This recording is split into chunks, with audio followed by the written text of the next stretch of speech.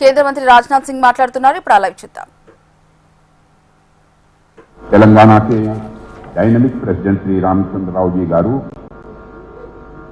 Shri K Laxman ji garu, Shrimati D K. Aruna, Shri Etala Rajendra Prasad, former minister and member of parliament, Shri Raghavendra Rao garu, Shri Chandrashekar garu, organising secretary doctor Gautam Rao garu, Shri Virendra Gaur garu, Shri Koma Raiya garu, Shri N G. Reddy garu, Shrimati Banuka Narmada and Bharat Prasad garu और यहां मौजूद अन्य सभी सम्मानित देवियों व सज्जनों, लंबे समय के बाद हैदराबाद में इंटेलेक्चुअल्स को एड्रेस करने के लिए आप सबके सामने खड़ा हुआ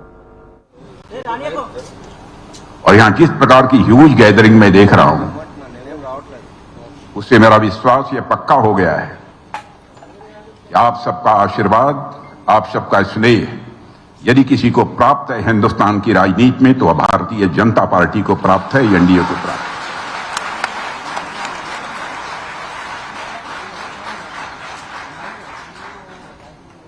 आप अच्छी तरह जानते होंगे कि विगत 12 वर्षों में जब से हमारे प्रधानमंत्री मोदी जी ने सत्ता की बागडोर अपने हाथों में संभाली है, इंटरनेशनल कम्युनिटी में भारत का स्टेचर बढ़ा है।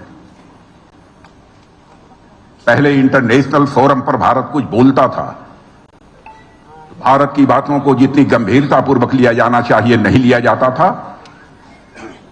लेकिन मेरे बहनों भाइयों, आज यदि हमारा भारत इंटरनेशनल फोरम पर कुछ बोलता है, सारी दुनिया कान खोलकर सुनती है कि भारत बोल क्या रहा है, यह भारत की हैसियत बनी है।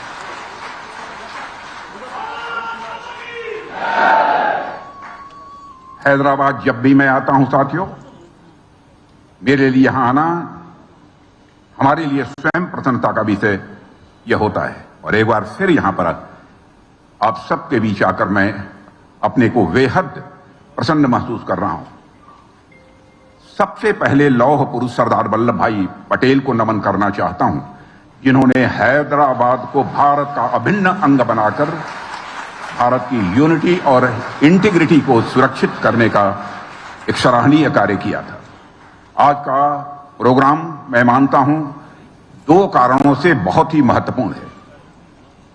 पहला वह यह है कि अभी कुछ ही दिनों पहले हमारे प्रधानमंत्री नरेंद्र मोदी जी ने अपने 12 वर्ष का कार्यकाल पूरा किया है। साथियों, ये 12 वर्ष गुड गवर्नेंस और इंक्लूसिव डेवलपमेंट की दृष्टि से यदि मैं कहूं कि भारत में यह हिस्टोरिकल ईयर रहे हैं, तो यह कहना भी एग्जेजरेशन नहीं होगा, यह कहना भी अतिशयोक्तिपूर्ण नहीं होगा। और इन 12 वर्षों में हमने न केवल पिछले डिकेड्स के जो गड्ढे भरे हैं, बल्कि पूरे सिस्टम में जो रिफॉर्म करना चाहिए वह पूरे सिस्टम में हम लोगों ने रिफॉर्म भी किया है। हमने भारत के विकास के लिए जो रनवे तैयार किया है, जहां से अब भारत विकसित भारत बनने की उड़ान भरने को पूरी तरह से तैयार है।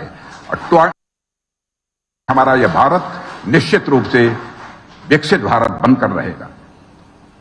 आप जानते हैं, सरदार वल्लभ भाई पटेल ने आजाद भारत को एकता के सूत्र में पिरोने का काम किया था।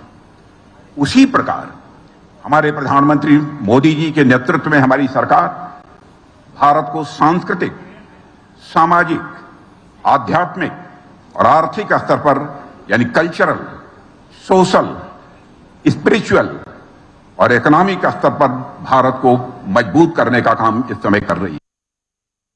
विकसित राष्ट्र के संकल्प को पूरा करने के लिए मैं विश्वास के साथ कह रहा हूं, नहीं सारी दुनिया महसूस करती है कि भारत अब तेजी के साथ अपने कदम आगे बढ़ा रहा है।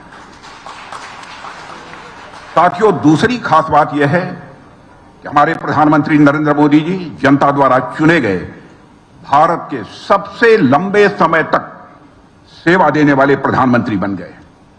और मैं मानता हूं यह रिकॉर्ड कोई ऑर्डिनरी अचीवमेंट नहीं है, बल्कि यह उन पर जनता के अटूट विश्वास को का प्रतीक है, अटूट विश्वास को सिंबलाइज करता है।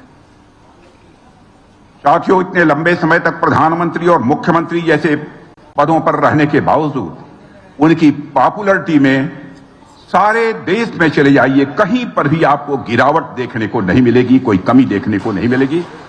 बल्कि यदि मैं कहूं कि वह लगातार उनकी लोकप्रियता बढ़ रही है, तो यह कहना भी एग्जैगरेशन नहीं होगा, अतिशयोक्तिपूर्ण नहीं होगा।